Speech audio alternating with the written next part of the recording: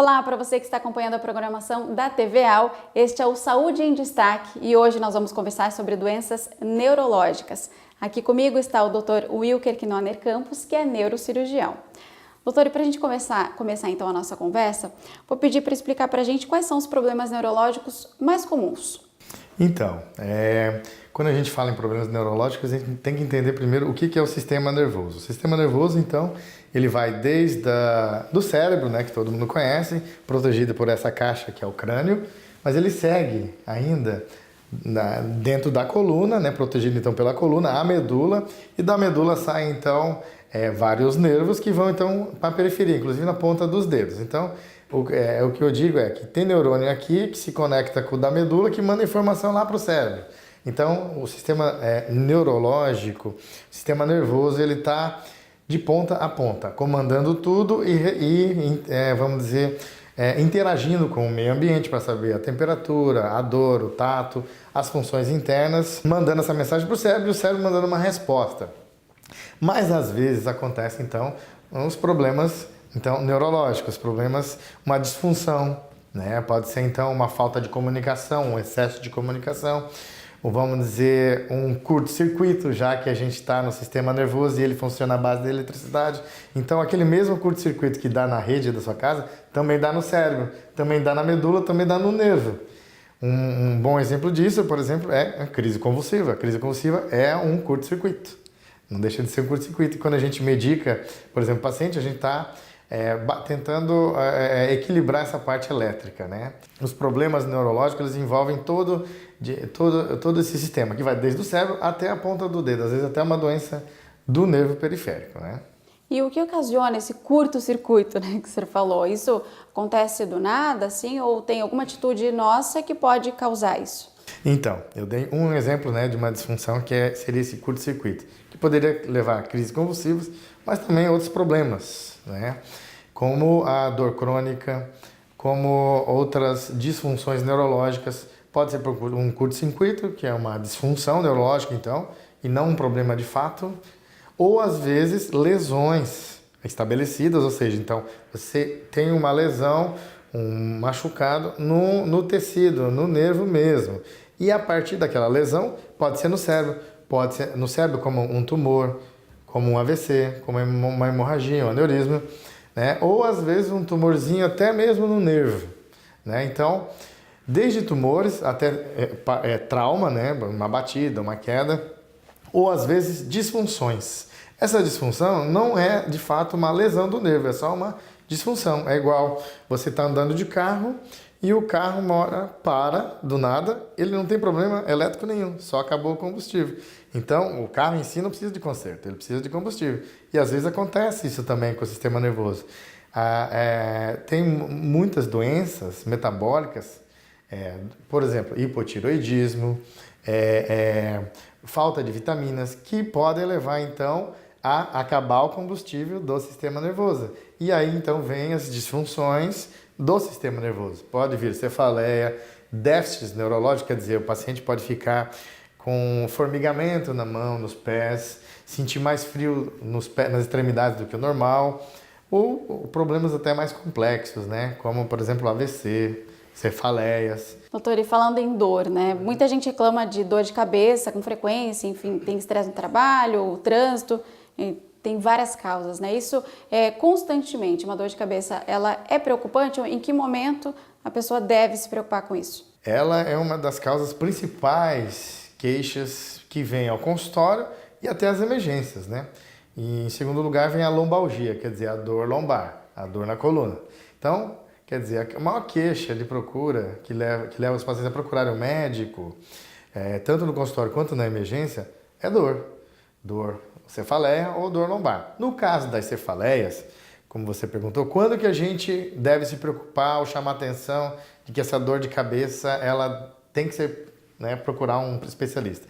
Na verdade, todas as dores, todas as cefaleias precisam de uma avaliação.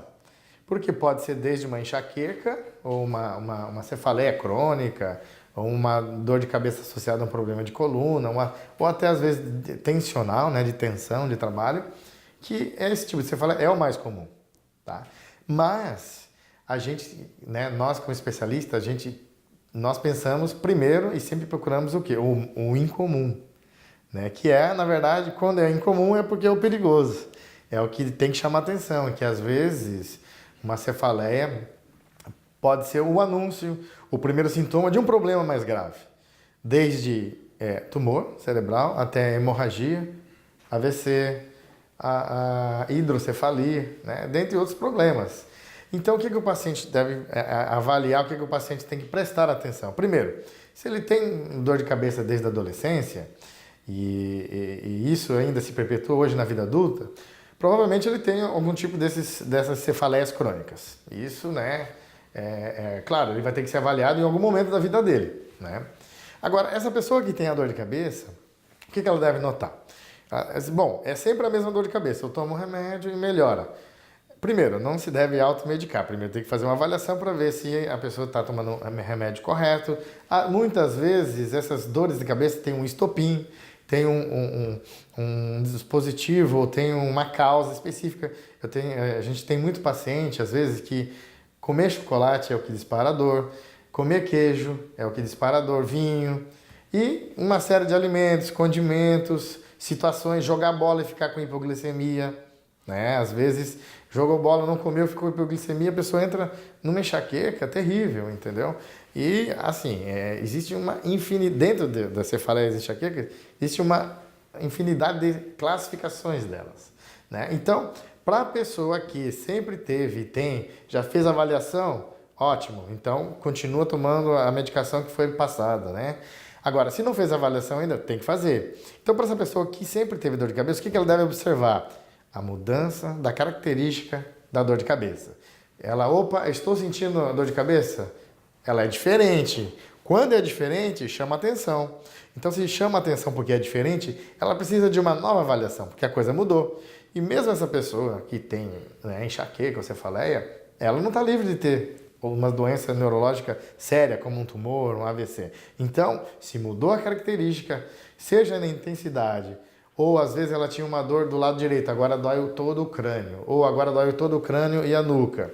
Ou na frequência, por exemplo, eu tinha uma dor de cabeça que era uma vez na semana, durava 2 dias. Agora não, agora é todo dia e eu não tenho mais. Mudou.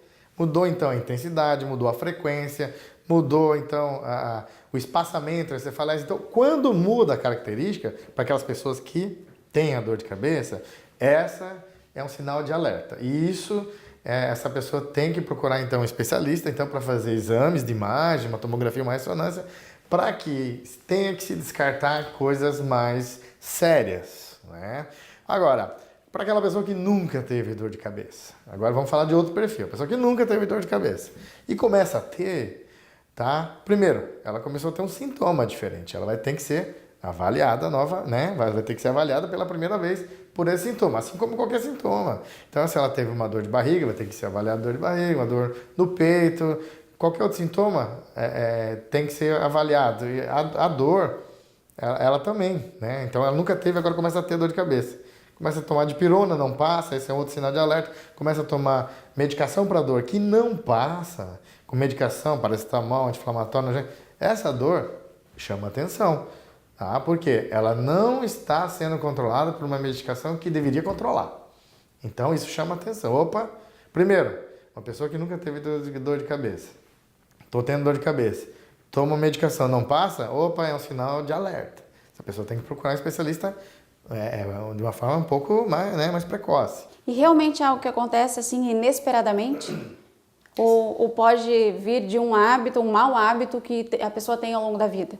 Então, na verdade, são duas situações. Essas doenças neurológicas, né, elas podem vir já de fábrica, de nascença, ela nasceu com algum síndrome, algum problema já, vamos ver, um defeito de fábrica que vai acabar provocando um aneurisma cerebral, uma facilidade para ter um tumor, ou até às vezes herdou da família algum tipo de cefaleia, ou qualquer outra doença neurológica. Isso pode ser herdado, de pai para filho, né?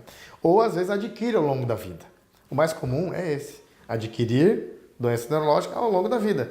Exemplo, vou dar um exemplo mais comum, o AVC, né? O que leva a pessoa a ter um AVC? uma isquemia cerebral, o derrame que o pessoal conhece, né? São tabagismo, falta de controle de diabetes, de pressão alta, né? Colesterol e vida estressante e falta de exercício. São essas coisas que todo mundo fala em todos os programas, eu estou falando, você provavelmente algum dia vai entrevistar um cardiologista que vai falar a mesma coisa. Nós todos sabemos disso, mas nós não fazemos isso, entendeu? Tá? Eu digo isso, incluo a classe médica, inclusive. Não eu, porque eu não faço nada disso, né? Eu tento controlar. Mas você vê colegas médicos que fumam também, ou que não fazem exercício, ou que têm maus práticas de vida, que não controlam o colesterol, não controlam o estresse. Né? A gente, mas é o cigarro, diabetes, eu não fumo, eu não... E o estresse? Como é que anda, entendeu? Hoje, a gente sabe que o estresse, ele é um dos grandes causadores de infarto, de AVC, de depressão, entendeu? De inúmeros problemas neurológicos e psiquiátricos, né? Então, o estresse, ele é um estado em que você está com a adrenalina circulando constantemente. E a adrenalina, ela é só para momentos de fuga, ou só para momentos que você tem que agir rápido no instinto. Né? A adrenalina foi criada para isso, para você ou lutar ou se defender. A gente chama que é um recurso hormonal para situações emergenciais que você se vê em perigo. Agora, isso é para situações especiais. Agora, no dia a dia, com estresse, essa adrenalina está correndo 24 horas. E ela acaba dando espasmos na coronária, em vasos cerebrais e fazendo lesão em vários órgãos. Então, o estado de estresse em si leva a pessoa a vários problemas psiquiátricos e neurológicos.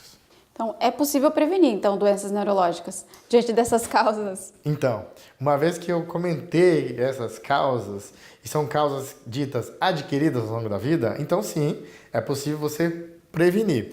Por exemplo, evitar o tabagismo, ter um estilo de vida saudável, né? Evitar comer carne todo dia, né? Você preferir peixe, grelhados, frutas, verduras, prática de exercício, isso está mais que provado hoje, que isso previne inúmeras doenças, e não só previne, como quem pratica exercício, se você por acaso tiver um AVC, uma doença neurológica, você vai ter um desempenho melhor no tratamento do que aquele que não pratica, entendeu?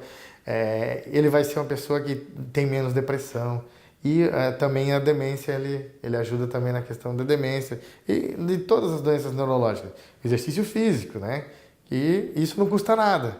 Isso você pode sair da tua casa, ir na casa lá do seu primo, que mora no outro bairro, e voltar. Entendeu? E nisso você fez uma meia hora todo dia de exercício. Então, assim que se previne. O estresse. Bom, hoje, do estilo de vida urbana que nós temos, quase impossível ninguém ter estresse. Porque assim, se tem um estilo de vida urbano, a poluição visual, o barulho, a cobrança por metas, a cobrança de você mesmo em relação ao profissional, às vezes uma cobrança familiar. Então, assim, hoje é impossível quem não tem um estresse. Né? Agora, você tem que ter um mecanismo de fuga para isso, uma válvula de escape. Né? Aí você tem situações que pode fazer isso. Praticar um esporte, praticar um hobby, meditação e vamos dizer assim, ter um estilo de vida em que você, uma hora, você desligue totalmente do seu trabalho, o que você está fazendo, inclusive de pensar no trabalho, e se dedique a uma coisa prazerosa, que te dê prazer. Assim também se previne o estresse. Né? Doutor, para a gente encerrar a nossa entrevista então, para ter uma vida longa, saudável, hábitos saudáveis diariamente? Da parte neurológica, a gente conseguir evitar as doenças neurológicas. Primeiro, se apresentar algum sintoma, procurar o quanto antes um profissional. E segundo, um estilo de vida saudável. Quando eu falo estilo de vida saudável, eu não estou falando só da parte neurológica, mas de todo. Né? Então, eu estou falando de prática de exercício, cuidar bem da alimentação, muita água, evitar o tabagismo, o álcool. E o principal hoje que eu digo é que hoje a gente está numa geração que ninguém mais fuma como antigamente, né? Então eu lembro da minha época que você tinha um grupo que era da minha época, de adolescentes, que fumar era barato. Hoje isso aí reduziu 50%. Hoje os jovens estão evitando isso, né? Não querem fumar de fato, então isso é um grande avanço. Mas, além disso, então, o que eu destacaria era uma vida livre do estresse e exercício. Obrigada, doutor, por essa receita e também pela entrevista. Tá bom. Esse foi o Saúde em Destaque de hoje. Continue acompanhando a nossa programação e até o próximo programa. Até mais.